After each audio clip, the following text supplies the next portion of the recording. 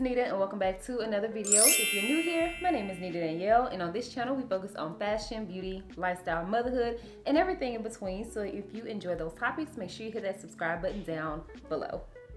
All right, in today's video, we are doing a Q&A and kind of like a catch-up video. I know I've been a little MIA, girl. Summer was summering, okay? And your girl was outside and just busy. I took a little time off, all of the things. So I'm back, and I thought I would go ahead and pop in first with a quick little Q&A. Also, just FYI, if you hear any background noise, they are working in the living room. So if you hear drilling and people, that's what's going on. So without further ado, let's go ahead and hop into the video. All right, so I do have the questions here. I kind of wrote them down, and I also paraphrased. A lot of the questions were kind of similar, just worded differently. So I did go ahead and just compile them here into like the top, what I think maybe 10 to 15 questions, because I didn't want this video to be too long. But like I said, it's been a minute since we did a Q&A, so let's go ahead and hop into it. So the first question is, how has home ownership changed your lifestyle? How are you building generational wealth for your daughter? So the first part, how has home ownership changed your lifestyle? In all honesty, I don't really feel like it's changed my lifestyle. I wasn't doing anything special that I did before I purchased the home. Yeah, I honestly just don't feel like it changed my lifestyle. I do the same things that I did before. You guys may notice that I have not purchased a lot of things like fashion items and stuff, because I've been putting a lot of money into the house, like decorating, and that stuff is expensive. Like I said, right now there's been some renovations done in the kitchen and stuff. I had, ceiling fans swapped out. I had knobs put on the cabinets in the bathrooms. Like, all of those things cost money, and even if it's not like a significant amount for even if it's not a significant amount, like thousands of dollars for one piece, but even just buying, small things like knobs at $5 a piece, those add up. You know what I'm saying? So, yeah, currently just being a new homeowner, a lot of my purchases have been more home related, and I think that's just the nature of being a new homeowner. But outside of that, nothing has really changed about my lifestyle. I don't do anything special now that I'm a homeowner, and I didn't do anything before that I don't do now. So I hope they answered that question. As far as building generational wealth for my daughter, in all honesty, the generational wealth is starting with me. So it won't be a whole lot for her, just because this is the first generation. When you think about generational wealth, a lot of times when we see it with some of our other counterparts, it's something that has been building through generations. My parents won't leave an inheritance for me. They just didn't know any better. And, I grew up in a working lower class. I don't even think we were really considered middle class. We were kind of, I don't want to say poor, but we didn't really have a lot, okay? Lights got cut off, hot water got cut off, baby. It was a lot going on. My parents did the best they could. I say all that to say, I thank God that I'm in a better financial position to give my daughter some different things and some different opportunities. I went through a lot financially, so I will teach her financial literacy that I didn't have, that my parents didn't give me. And again, you don't know what you don't know. They genuinely did not know, okay? So the first thing I would say is honestly just financial literacy. She will have that, and I didn't. I had to learn that the hard way. But the second thing, she will have, a little stash, to start off with, which is, again, something I did not have. And one of the biggest things that my financial advisor, the best advice she gave me when I was asking her and talking to her about building generational wealth for my daughter, is she told me the best thing I can do for her is to make sure that I'm taken care of. Especially when we were talking, I was telling her about some of the things that I'm, just full transparency, I do, kind of take care of my mom in a sense. And I've shared before that I would love to retire my mom at some point. I'm not there yet, but I do financially support in certain ways and do certain things for her, and I'm very honored and grateful to do so. But financially, that's just kind of what it is. And a lot of people, I feel like my age, we are having to care for our parents financially. And so one of the things that she was telling me, the best thing that I could do for her is to make sure that I'm financially secure, so that when she's my age, she doesn't have to financially worry about supporting me. She can support herself, her family, and she can build for her next generation. I say all of that to say, currently the best thing that I'm doing is making sure that I'm being a good steward over what God has blessed me with. I am setting her up, but I am first taking care of myself to make sure that she won't have to take care of me. And again, I'm not saying there's anything wrong with taking care of your parents. I know people love to take pieces of things and run off with it. I'm not saying that. I thank God for the privilege to be able to do for my parents, to be able to take care of my mom, in whatever capacity at whatever time it may be necessary. However, I would love it if financially, when my daughter is my age and when I'm older, that she can take care of herself financially and not have to support me in that way. Okay? All right. I hope that answered the question. All right, next question. It says, when you first started, what were your prices for brands? Like, around what figure did you start off charging? So my first brand partnership, I charged $75 for a post. And I think that was just like my going rate until I got offered like my first, what I call my big girl partnership. So before my first big girl partnership, I was working with more so like different boutiques that would find me through social media. I think I worked with Reb Dolls at this time, and then I worked with a company called Club L London, and they were all amazing to work with. And I think I believe I charged $75 for a post at that time, and I was kind of doing it. I worked with the Instagram boutique like every week, so I think I made a post a week for them for a while, and then I also took like pictures and outfits for them to post on their website. They were based out of Chicago, and so I want to say I charged $75 like for a post, and I did that up until I got my first, what I call my first big girl partnership. It was either with DSW or Express. I can't remember which one, but those were like two of my first, what I call big girl partnerships. This is a big girl check. They offered me $1,500 and I took it. So I don't know if that was like a good rate at the time. I don't know. They offered it and I was like, absolutely. Because again, I'm charging $75. So to go from $75 to $1,500 was a big jump. That was what I was offered. And at that moment, the price increased to $1,500 because I feel like if they could pay it, that must be the rate. And then later on, I found out what I should really be charging and how that works and all that kind of stuff. So that was where I started. I can't remember if I told y'all, but they're working in the living room and stuff. So you may hear like some drilling or something, and you may hear the alarm saying that a door is open. So I apologize if you guys can hear that. We got to get this content filmed and they have to work. So it is what it is. All right. So the next question says, ask for the best content creating advice starting off. And now a lot of people ask a lot of questions about content creating. I have a few dedicated videos on that, so I will leave the links in the description box, and I'll post it in the cards up there somewhere. But my best advice for a beginner content creator, I would say you need to remember your why. And that's just not for content creating, that's for any new entrepreneur. Content creating is a business. You're an entrepreneur, you're a small business, okay? And you need to remember your why, especially in the beginning, because it may take a while for things to take off. It may take a while for you to start getting money from whatever side business. Again, this is for not just content creating, any entrepreneurship venture you're starting. You have to remember your why. The why can't just be you need to make some money. Like, entrepreneurship is a lot of work. I don't care what nobody tells you. And your why needs to be bigger than money. Because if you're just looking for a check, I feel like you should just work a 9 to 5. Personal opinion, and I say that because it's easier.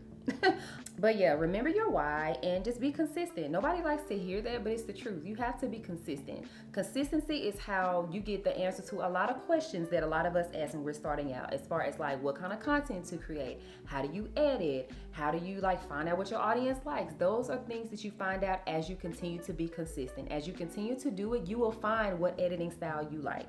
As you continue to post, you'll find out what your audience gravitates towards. You know what, they like these posts over these. You know, when I first started, I posted makeup videos, but I found that as I started posting fashion videos, those got more views. I would have never known that if I wasn't just trying to post, everything that I was interested in just to see what you guys would like. And I didn't start this looking for a job. It was just fun. It was a hobby. I actually started this as an outlet. After I became a new mom, I just wanted an outlet and something fun to do. So this was fun. It wasn't work, and that's why it was fun. So anyway, I say all that to say, You need to remember your why, have your why. Why are you doing this? And also, you have to just be consistent, because through consistency, you will find your rhythm, you'll find your flow, you'll figure out what you like, you'll find your audience will find you. The best analogy I found about that is, let's say you found a new TV show that you liked, and if you knew that TV show was coming on every Monday at 7 o'clock, you're gonna be tuned in every Monday at 7 o'clock. You're looking for the new TV show. But if it's a new TV show and you never know when it's coming on, you kind of don't know what network, what channel, or whatever, you kind of get it when you get it, right? But if you knew, oh, I like this new TV show, it come on Monday at 7 o'clock, you're tuned in like clockwork. And so that's where another key for consistency, it helps your audience to know, like, she's posting often, she's posting every Monday, every Wednesday, every Friday at this time. I know I can expect something from her. So your audience will show up for you as you continue to show up for them. So I hope that helps. All right, so there were a ton of questions asking about balancing motherhood and entrepreneurship, making time for myself as a single mom and entrepreneur. How do I balance it all? How do I do it? Tons of questions surrounding that. So I just put how to balance motherhood and entrepreneurship. The best advice and thing that I found as far as that is, I don't necessarily believe in balance, because for me, motherhood and entrepreneurship do not hold the same weight. My role as a mother weighs much more to me than my role as a business owner. Of course, I do have to work. Of course, I have to provide for my child. But me showing up for you guys will never take precedence over me showing up as a mother. So the word that I found that I kind of lean into is harmony. How can everything flow together and fit in its proper place? Okay. So prime example, I'll use holiday season. And even as a hairstylist, if you don't know, I did hair full-time, hair and makeup before I did this full-time. So holiday season, both as a hairstylist and as in this industry, is usually very busy because, as a hairstylist, everybody want their hair done, everybody want their makeup done. They looking good for holiday parties and, family pictures and stuff like that. And in this industry, advertisers are pushing, what they got for the holidays, toys for the kids and all of that, because people are spending money around the holidays, right? So during those times, I may not be able to make everything that my daughter has going on. I may not be as involved. Why? Because this is just a busier season. Now, that's something that I can anticipate. And I also know during those times where I may feel guilty as a mom about not being there for everything, I know that this is just a season. This is not how life is. This is not all the time. It's just a season. And then there are times like the summer where I actually take time off. I took almost the whole month of June off per se to spend time with my daughter, just kind of regroup and rest. And then at that point, of course, I spent a lot more time in my role as a mom than I did working in my business because I took time off, right? So, I say all that to say, for me, I just kind of look at it in different seasons. There are certain seasons where I feel like I'm excelling more in entrepreneurship than as a mom. There are certain seasons where I feel like I'm the best mom ever and I could do more here. I think that's just life. It's natural. It will never be even or balanced. But I also, again, for me, I just try to look at it in seasons, and I also just do the best I can. We have to give ourselves grace.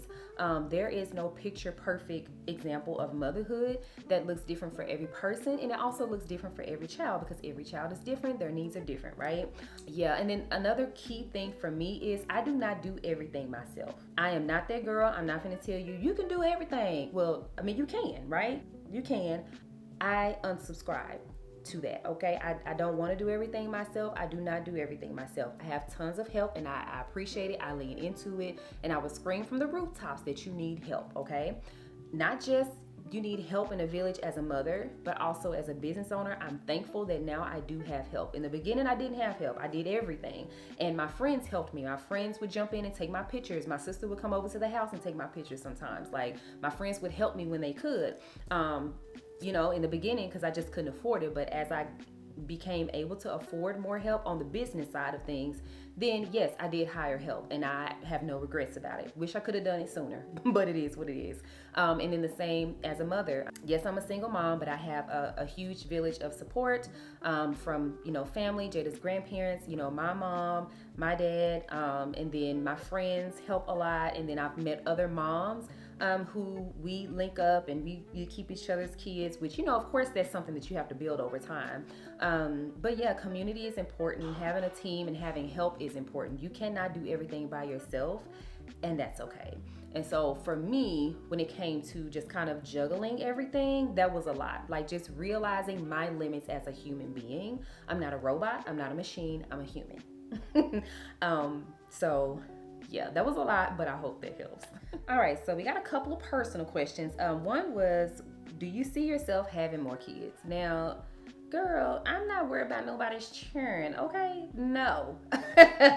But no, I really don't, unless the only way that I would consider having more children is if I get married. I would consider it at that time. So when I get married, we can talk about it. But until then, the answer is no, no, no, no, no. Next question, where do you see your channel in the next 3 to 5 years? In all honesty, I don't know. I feel like I'm at a place where my channel, not just my YouTube channel, but my influencing career is kind of shifting. When I first started, it was straight fashion, clothes, right? But I'm at a point where I'm honestly over that. I will always love clothing, fashion, hair, beauty. I mean, it's my life, right? Like I said, I did hair and makeup for 10 years and I loved it, right? I didn't leave because I didn't love hair and makeup. I still love those things. I always will. I'm a glamour girl at heart, right? However, there's just more to me than getting dressed. It's more to me than looking cute. It's more to me than telling y'all about the latest lipstick and foundation. So I do know moving forward, I do want my channel to be more of a balance and show that I'm a multifaceted woman. I'm not just a girl who likes cute clothes. And I feel like I've been bringing more of that to the channel and more of that to all of my other platforms, Instagram, TikTok as well. Some of it has performed great and you guys enjoy, some of it has not, but that's just the nature of trying new things. But that's just, again, like I was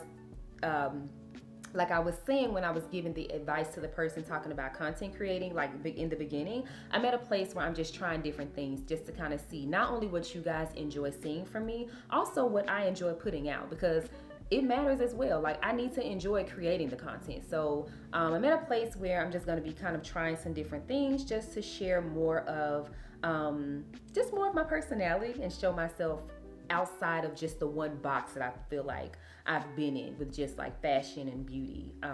There's more to me than that, and I just want to share that. So yeah, that's where I see it going, just more multifaceted. Okay, so again, I paraphrased in the notes. I put confidence tips.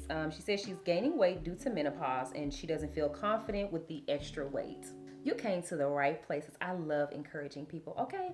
I will say this, you are more than your weight. Like, it's a part of who you are, but that's not it. And you can be cute and fat, girl. Like, who made up the lie that you have to be a certain size to look cute? Where did it come from? Because I rebuke it and we sending it back to the pits of hell. That's not true, okay? I mean, look at me. You see the material, right? So you don't have to be a certain size to look good. Now, you asked about confidence, because at the end of the day, it doesn't matter what other people think. What matters is you. You can have on the most beautiful outfit and you can walk out and literally everybody can stop you in the street and say, girl, you look good. But if you don't believe it and you don't feel it, it will go in one ear and out the other. Trust me, I've been there. So I'm speaking from experience. I have not always been confident, and I've shared that plenty on this channel, okay? And my weight has been all over the place. I've been as small as a size 12, as large as a size 26, 28.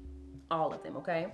And I can only, give advice from my personal experience. And from me fluctuating in all of those sizes, one thing that I realized is that I got tired of my confidence being dependent upon what my weight was or what size I was wearing at that time. So the first thing, I just got sick and tired of being sick and tired. Like, seriously, I feel like at a certain age as an adult, like your body is going to change. And not just necessarily your weight, we get wrinkles, we may get stretch marks, you get just natural things as your body ages, right? So you're not gonna always look the way you did when you was 12 and 16 and 18 and before kids and whatever. Like, your body's gonna change. It's natural, it's okay. You're gonna gain weight, you can lose weight, right? But what I found to be helpful in that moment is just thinking of myself as more than my weight. Like, yes, I'm a big girl, and so what? Like, I'm still cute.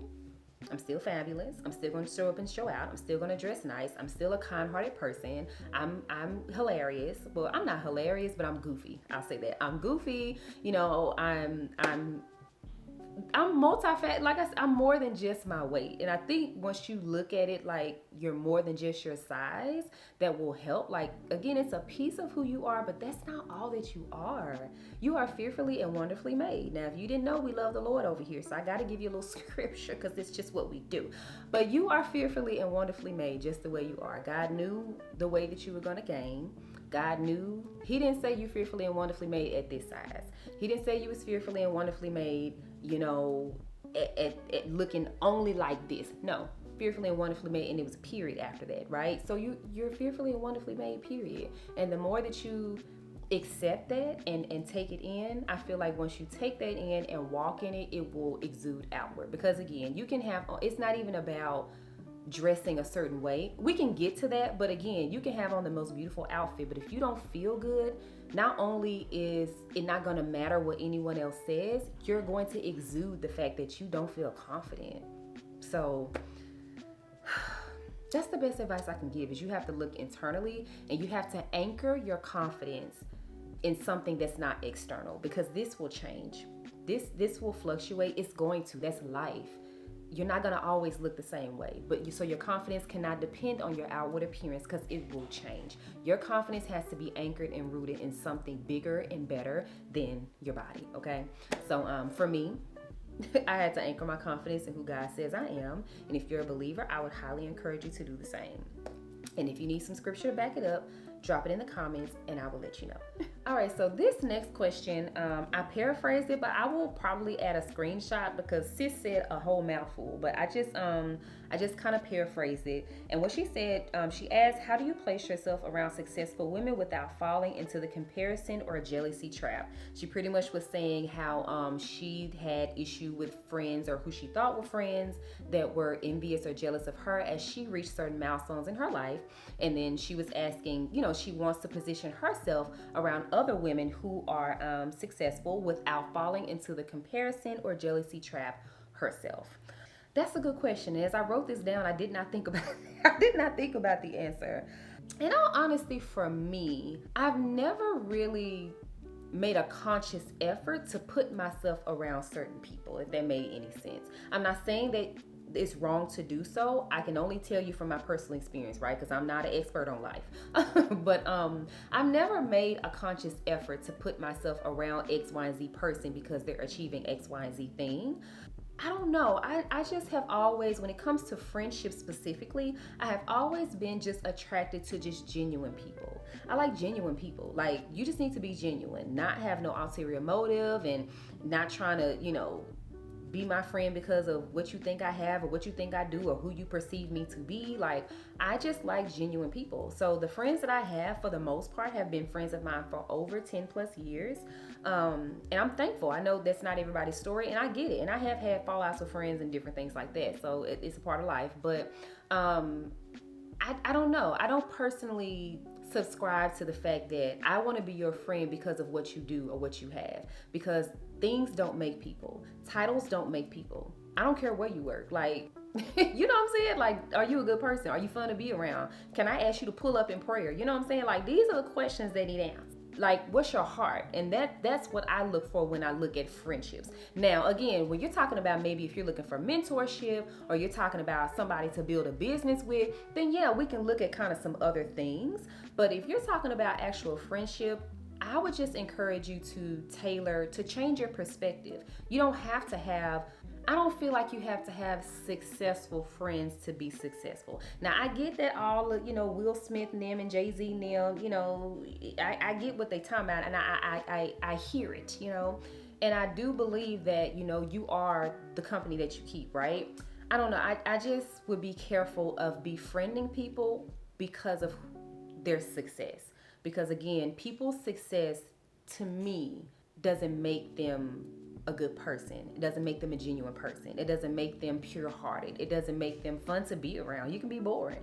You could be a dog, on the back end. You could be, they could be jealous. They can be contriving. They can be conniving. Like, you don't know how they got this success that you perceive. And a lot of things are smoke and mirror. Like, you can perceive them to be successful, and you find out on the back end, they got all kind of CPN numbers, and they renting all of this stuff. Like, I don't know. That could not be what you mean. So if you meant something else, please comment down below and let me know, sis, you went left. but I just would be cautious of befriending people specifically because of their success. Because again, that's just what I read when I read your comment. But what I will say, if you're in a position where you are looking for like maybe mentorship, or you want to kind of learn from somebody, you know, maybe you're trying to build a specific business, and you, let's say you're trying to get into real estate, and you're like, oh, I see this person and they're successful in real estate and I kind of want to learn from them. I would just say to reach out to them and ask them to treat them to lunch. This is what I will say: when you're looking to learn from somebody, what can you give? You can't go into something with your hands out. Why would this person take time out of their day to speak with you? And I'm not saying it it's in a negative connotative way to demean or they better than you. I'm not saying that. Everyone's time is precious. People are busy. People have lives. So I would go into it saying, okay, well, what can I do? I do want to learn from this person. You know, maybe ask them if they're offering some internships. Hey, I would love to shadow you and work with you. What can I give? You know what I'm saying? And I think if you approach it from a perspective of what can I give and what can I offer, then they will be more than willing to say, okay, girl, well, come shadow me. You know, I'm looking for somebody to do this. Like, you're not looking to just take. You're looking to say, what can I give? Because again, it does have to be some type of incentive for this person to let you in their space and to you know, give you some knowledge. Nobody owes us anything. And it's just, you know, a mindset that I have. I go into anything, don't nobody owe me nothing. Don't nobody owe me nothing. So if I'm gonna look to learn from you, I'm always coming with something like, can I pay for your lunch? Can I shadow you? Like, can I work with you? Do you need me to do something? Like, how can I be of service to you? Because I'm asking for your knowledge, and that's not free. So, so yeah, now part 2 of that, where you were talking about falling into comparison and jealousy. And I'll honestly, sis, you just have to check yourself. I think it's human nature for us to compare and be jealous. Like, well, I'm not gonna say human nature to be jealous, but I think it's human nature to compare. Especially, I know for me being in the social media industry, it's easy for us to compare because we can literally see what the other person is doing. It's, you know, of course it's what they put out, but we can see people's work. I can see if I worked on a campaign with Walmart, I can obviously see who else did, right? Because it's on social media. So it's easy to compare my job with theirs, right? But what helps me is just remembering that God has a purpose and plan for my life, and what He has for me is mine, and what He has for them is theirs. That's not putting mine above or anything. It's just different. We're all different, and that's okay, right? And I also think, again, changing your perspective and how you look at this person that you may be comparing or maybe jealous of. If they did it, so can I. It's not that they did it and you can't. Like, they did it. Oh, if the door is open for them, that tells me that the door is open for me. If they achieve this and you seeing somebody else do it, then it should tell you like, okay, they did it, I can too. So I would say to look at it more of an inclusive versus, oh, they did this, so I can't. Well, why can't you? They didn't stop making the car when they made it for them. They didn't stop making the business when they created the business. They're not the only influencer, real estate agent, doctor, lawyer, whatever you're trying to do. Like, they're not the only business in town.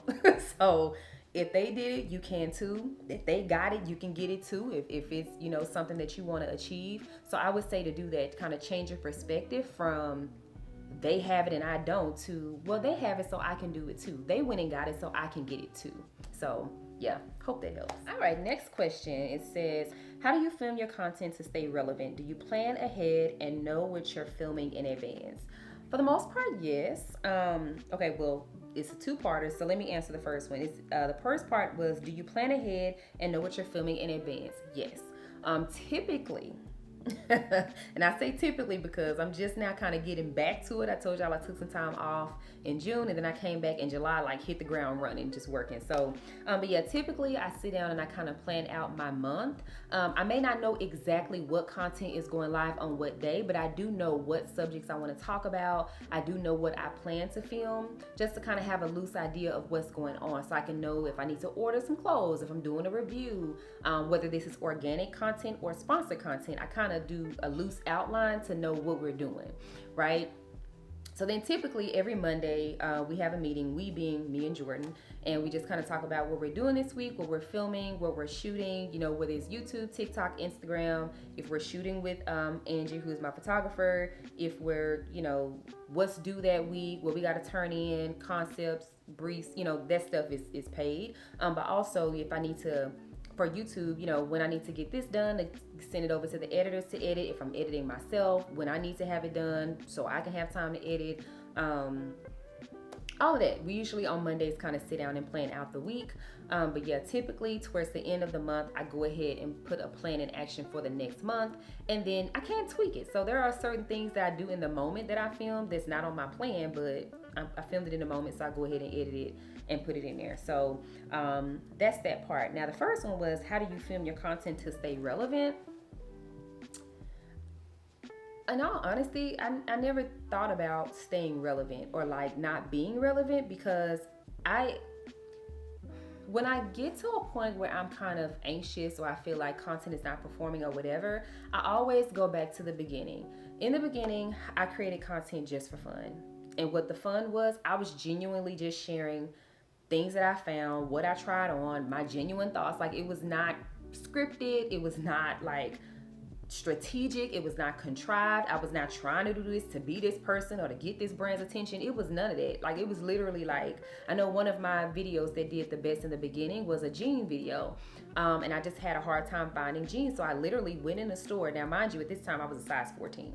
I can't do that now, but I went to the mall and I literally just went from store to store trying on jeans, and I came home and I did a video on what jeans worked and why I liked them. Like, this had stretch, this was this, whatever.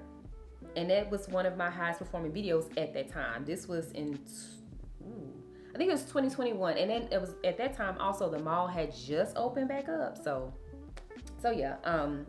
So anyway, I say all that to say, when I kind of get in a rut, I just go back to the beginning and why I started and how I did it, and just try to have fun with it. I feel like when I get stuck in a rut and stuff like that, or when I'm not feeling relevant, I just remember like, okay, let's just have some fun. Like, what do I want to do? Let me stop thinking about the numbers, stop thinking about how the content is going to perform, and let me just go have some fun. What do I want to do today? How do I feel about this? Do I want to just, do something different? Like, I try to spruce it up.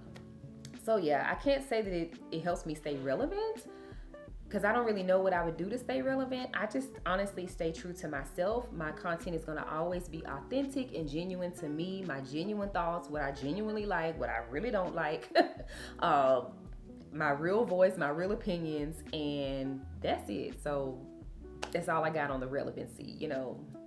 It is what it is. The next question is, what is my favorite type of content to upload? And you know what? My favorite type of content, honestly, is are going live. And I like lives, number one, because there's no editing. It is what it is. Once it's done, it's done. And it's out there. I also like the fact that we can kind of talk back and forth. I like that, instead of me having to go back and look at comments, or Jordan going back to look at comments, because I suck at comments. Because it's like, anyway, there's so many comments between the different platforms. It's like keeping up with TikTok, Instagram, here, text community, and then just like my regular life stuff, communication. It's just a lot. So, and DMs, it's a lot. So I do my best between myself, between Jordan, between, all of that, to try to get back to you guys. I do my absolute best, but I'm not gonna lie, sometimes it's hard. So I like live because we can kind of go back and forth in the moment, and I feel like I can really, kind of connect with you guys. So that's my favorite type of content, actually, is just going live. And it could be fashion, beauty, get ready with me, general Bible studies, whatever. I just prefer to go live. Like, that's my favorite. All right, so this is an interesting question. It says, how do I know how to shop correctly for my size due to every type of material and cut being different? I guess I'm more old school when it comes to try on before you purchase. And then she also asked about shapewear. So we'll do the first one first. How do you know how to shop correctly for my size due to every type of material being different online? Experience, honestly. The more you order online, the more you kind of find out what works for you. And you also learn about different stores. Now, the sucky part about just shopping in general is that every store is just not the same. You can wear, like, I'm typically an 18, but in some stores I can do I need a 16. Some stores I need a 20. It just depends on the store. It depends on how their clothing runs. So that's frustrating, the fact that it's kind of like you don't know, especially if it's a new store, it's like you don't know what size to get, even though you're typically an 18. In this store, the clothing may run big, you may need a 16, Or it may run small. You may need a 20 or a 22. And it's like, how do you know until you order? Then you got to order and try it on, send it back, wait for your money. Like, I get it. It's a whole thing. So my best advice, like I said, number one, experience is the best teacher. The more you do online shopping, you'll kind of get to know what stores, like what size you wear in what stores, and also what materials. So another thing, at this point, I'm kind of a pro at kind of looking at the material to see what's kind of stretchy, what does not have stretch. I've learned to really read through and see, does it have stretch? Is it no stretch? Also, if they have reviews on the website, I comb through those. I try to find people that are kind of around my height, my size. If it does, sometimes you can filter the comments or the reviews by like, I know on Shein, they would allow you to do like different sizes. And then I also know like Walmart, when you're shopping on Walmart, you can do different models to kind of see how it looks on different people. So yeah, I comb the reviews, I look at the material, and then like I said, over time, as you continue to order, you kind of get a feel for, okay, this has stretch, or this is rayon, or this is wool, this is whatever. Okay, so I may need this. Okay, I may need the size down, size up. And then I always say, if all else fails, I order 2 sizes, sometimes 3. But most times, especially if it's a new place I've never ordered before, I'm gonna always order at least 2 sizes to see what works, and kind of go from there. And then over time, you will find like, okay, I know if I'm going on Eloquii, like for me on Eloquii, I'm a 16, right? Their clothing runs a little larger than, I don't know, like Abercrombie, their jeans, I'm gonna do a 20. So it just depends on the store, but that's something that you'll learn as you continue to order. So I wish I had a bit better or more simpler advice for you, but I don't. You just have to try it. And then when in doubt, if you can, order 2 sizes, make sure they accept returns, you get your money back, and go ahead and send it back. So the second part of the question you asked about, has my shapewear changed any with my go-tos? And the answer is no.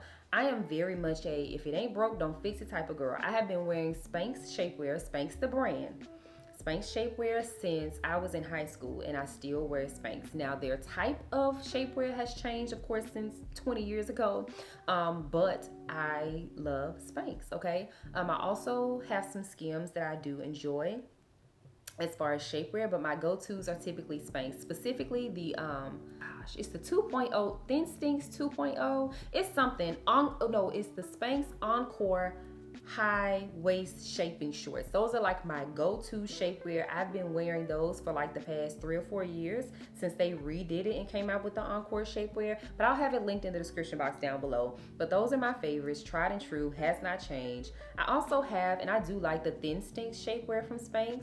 I like those, and then I do have a couple some shapewear from Skims that I enjoy as well, but I will link those down below. But if you saw my last shapewear video, which is like, I think it's like 2 years old now, it's the exact same. Like, again, if it ain't broke, don't fix it, and those work for me. All right, so this question is, would you ever do a shop with me, like for makeup? You did my makeup for my wedding 8 years ago, and I wore it for 2 days after.